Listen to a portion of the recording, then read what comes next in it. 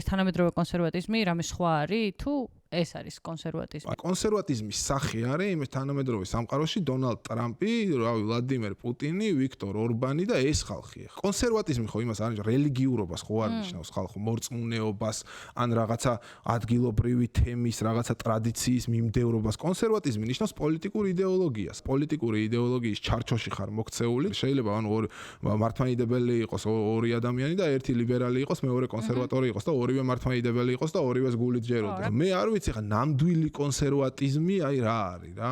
აწყვაში უნდა გავიაზროთ ხო ნებისმიერი იდეოლოგია რაღაც დღეს რა შეიძლება იყოს კონსერვატიზმი. სოციალიზმი როგორიც არის დღეს დამახინჯებული რო არის და ნორმალური მოძრაობა რო ვერ კეთდება სოფლიოში ეს ვართ აი მეც ეგ ვარ რა და თქვენ ანუ რამე სხვა თუ ხართ ტრამპისგან და იმისგან გამორჩეული და განსაკუთრებული რა ვიცი კარგი არის და ხო ანუ კაპიტალიზმზე ხო გაგვიგია რომ ეს ნამდვილი კაპიტალიზმი არ არისო და ანუ სინამდვილეში ეგ არის ეგ არის კაპიტალიზმი. ეგ არის ხა რა ვიცი კონსერვატორებს რო იმას არიან ბენონი რა ვიცი მასკი ესენი არიან ანუ თანამედროვე კონსერვატორები კაპიტალის სოციალიზაცია უნდა მოხდეს ანუ ამ სიმდიდრის რო 1%-ს რო აქ ანუ დედამიწაზე ვაფშე რაც კი რესურსები არსებობს აი ამისი სოციალიზაცია უნდა მოხდეს ანუ ეს აღარ უნდა ეკუთვნოდეს ანუ ვიღაცა ილონ მასკს იმას მით უმეტეს აი უკვე ესეთი პლატფორმები როგორც არის Google-ი როგორც რომელიც ანუ ადამიანებზე უდიდეს ინფორმაციას ფლობს ხო